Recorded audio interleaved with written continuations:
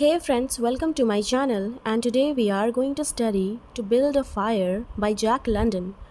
दोस्तों ये पब्लिश हुई थी 1902 में और इस स्टोरी में दिखाया गया है कि ह्यूमन और नेचर में कौन जीतता है। सुबह सुबह का टाइम था, बहुत ज़्यादा ठंड थी। एक आदमी कनाडा की नॉर्दर्न साइड से हाइकिंग के लिए पहुंचा था।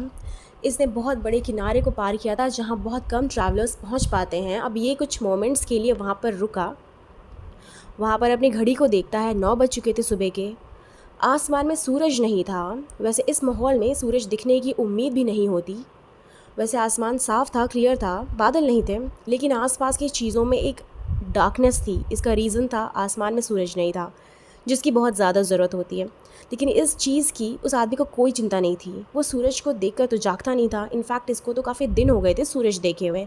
अब ये पलट कर देखता है कि कितना रास्ता तय कर चुका है। यहाँ पर 3-3 फीट मोटी बर्फ़ थी, सिर्फ सफ़ेदी छाई हुई थी चारों तरफ। थोड़ा आगे बढ़ा तो ये ज़मीन पर थूका अपने मुंह से। अब ऐसा करने से जो चीज़ हुई उसने इसको सरप्राइज़ कर दिया। इसके मुंह से निकला हुआ पानी जब नीचे गिरा तो गिरने से पहले ही वो हवा में बर्फ़ बन गया और इसको उसके नीचे गिरने की आवाज़ सुनाई दी। ये बहुत ही खौफनाक सी लगी। उसको पता चल गया था इस चीज़ से कि टेम्परेचर बहुत कम है और कितना ये नहीं पता। अब क्या करना था, आगे बढ़ते हैं एंडरसन क्रीक की तरफ, जहाँ कुछ लड़के पहले से ही मौजूद थे। वहाँ पर ये जा रहा है। इंडियन क्रीक कंट्री से वो लोग आए हैं दूसरे रास्ते से। अब इसने पॉसिबिलिटी चेक की वहाँ पहुँचने की कि शाम 6 बजे तक लगभग इसने अनुमान लगाया कि मैं वहाँ पर पहुँच जाऊँगा। खाना, आग वगैरह सब वहाँ पे मिल जाएगी। अभी तो इसने अपने साथ में लंच रखा हुआ है और कहाँ रखा है, अपनी बॉडी से, अपनी स्किन से चिपका कर, ताकि स्किन की गर्मी उसको मिलती रहे और वो लंच फ्रीज़ ना हो जाए, जम ना जाए। अपने जैकेट के अंदर पैकेट में ये हाथ लगाता और स्माइल करता और बढ़ जाता। अब बड़े बड़े पाइन ट्रीज़ की तरफ चल देता, जहाँ वो ब्लैक निशान थोड़े कम हो जाते हैं, रेलवे ट्रैक के निशान कम हो जाते हैं। अब इसके पास लंच के अलावा और कुछ नहीं था।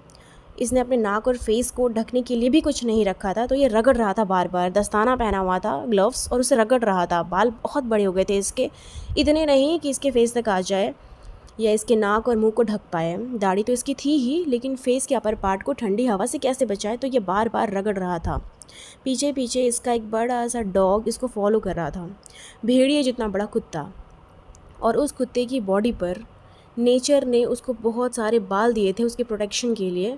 उस बेचारे कुत्ते को ठंड से डर लग रहा था। वो जानता था कि ये टाइम ट्रैवलिंग का नहीं है। अब उस बेचारे बेज़ुबान जानवर की भी फीलिंग्स सच के इतना करीब थी जितना इस आदमी का जजमेंट भी नहीं था। इस आदमी को लग रहा था टेम्परेचर -50 डिग्री के आसपास है, लेकिन एक्चुअल में मैं आपको बता देती हूँ कि टेम्परेचर -70 या 75 के आसपास था, जो कि बहुत ही डेंजरस है अकेले ट्रैवलिंग करने वालों के लिए।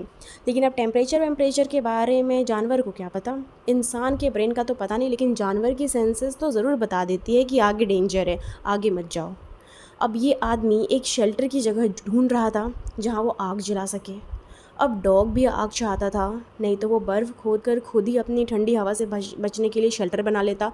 चलते चलते ये डॉग भी सांस ले रहा था, तो सांस लेते हुए मुंह से नमी निकल रही थी। जब वो नमी निकलती थी तो बाहर निकलते हुए बर्फ़ के पाउडर में वो बदल जाती थी भाप। दोस्तों वो आदमी टबैको खा रहा था और टबैको खाते हुए थूक भी नहीं पा रहा था। अब ये एक फ्रोज़न नदी के पास पहुंचता है, अपनी घड़ी को देखता है, सुबह के 10 बज चुके थे। 1 घंटे में इसने 4 मील का सफ़र तय किया था। अब इसका मतलब ये था कि ये नदी जहाँ डिवाइड होती है वहाँ ये 12 साढ़े 12 बजे के आसपास पहुँचेगा। वहाँ पहुँच कर ये अपना लंच करेगा। सब कुछ फिक्स था दिमाग के अंदर। इसका डॉग पीछे पीछे चल रहा था इसके। अब इसको सिर्फ अपने लंच की परवाह थी कि मैं वहाँ पहुँचूँगा और मैं वहाँ पर लंच करूँगा। नदी में अब चेंजेस नज़र आ रही थी। नदी नीचे से बह रही थी और ऊपर बर्फ़ जमी हुई थी। अगर ये पानी में गिरा तो ये डूब जाएगा। अब जैसे जैसे ये आगे बढ़ता गया, थोड़ा डेंजरस सिचुएशन आता गया, तो इसने सोचा कि मैं पीछे रहूँगा, अब मैं अपने कुत्ते को आगे रखूँगा। तो फाइनली दोस्तों अब ये अपने पॉइंट पर पहुँच चुका जहाँ इसे पहुँच कर लंच करना था। जब ये मुंह से बाइट लेने लगा तो इसे फील हुआ कि इसे इमीडिएटली आग जलानी पड़ेगी। अगर नहीं जलाया तो ये खा भी नहीं सकेगा। इसकी मुँह, उंगलियाँ वगैरह सब जम गए थे। तभी इसको याद आता है कि रास्ते में इसको ओल्ड मैन मिला था। जब ये यहाँ पर आ रहा था हाइकिंग के लिए, तो उसने इस एरिया के बारे में बताया था कि साल के इस वक्त ये इलाका बहुत ठंडा होता है और इस वक्त यहाँ हाइकिंग के लिए कोई नहीं आता। आता भी है तो अकेला नहीं आता जैसे तुम आए हो। उस बात को सुनकर उसे याद आ गया। उस वक्त तो ये हंसने लगा था, लेकिन अब इसे रियलाइज़ हो रहा है कि वो आदमी सही कह रहा था। अब ये लकड़ियाँ जमा करता है, माचिस से आग जलाने लगता है। आग जलती है, बर्फ़ को पिघला कर वो लंच करता है। डॉग जो था इसके साथ वो आग के पास में ही लेट जाता है। ये आदमी स्मोकिंग करता है और छोटे से ब्रेक को एंजॉय करता है और वापस चलने का टाइम आ गया तो ये खड़ा हो गया, आगे बढ़ने लगता है, लेकिन इसका डॉग उस आग को छोड़कर नहीं जाना चाहता। फिर भी अब ये दोनों चलते रहे। अब इसे पानी की कहीं भी साइन नहीं मिली, तभी अचानक बर्फ़ टूट गई और ये पानी में गिर गया।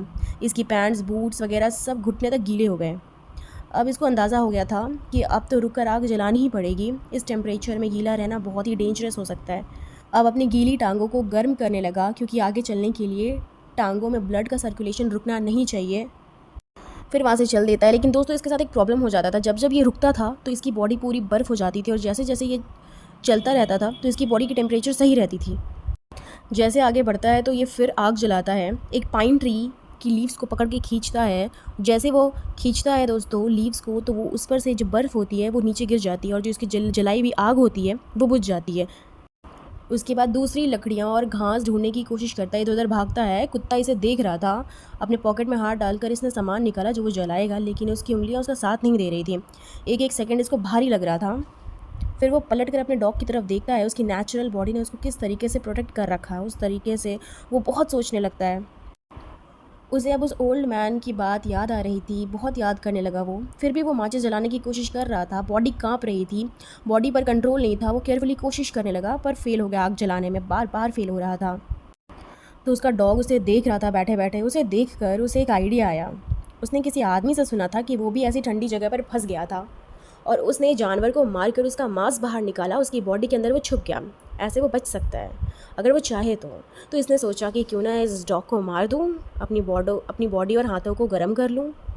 तो इसने कुत्ते को अपने पास बुलाया, लेकिन उसकी आवाज़ में उसके इंटेंशंस साफ दिख रहे थे।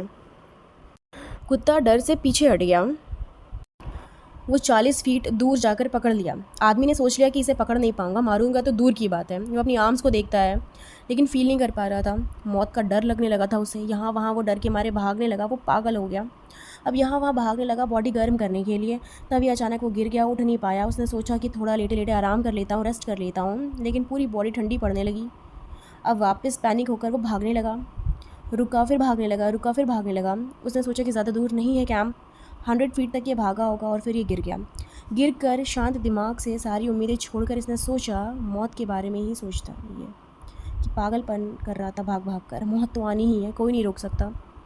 नींद सी आ रही है, अब इतनी सर्दी की नींद, मतलब मौत की नींद। दिमाग में ख़्याल आ रहे थे कि कल वो कैंप वालों को मेरी बॉडी यहाँ पर मिलेगी। बहुत सारी बातें उसके दिमाग में आ रही थी, वो ओल्ड मैन की भी याद आ रही थी। वो बड़बड़ा रहा था, वो सही था, सही था, सही था, मैं गलत था, और फाइनली वो सो गया। उसे ऐसा लगा जैसे आज से पहले ऐसी नींद उसने कभी नहीं ली है, इतनी गहरी। डॉग वहाँ बैठा था, वेट कर रहा था। देखते देखते शाम भी हो गई, एकदम साइलेंस, और फिर आदमी मर जाता है।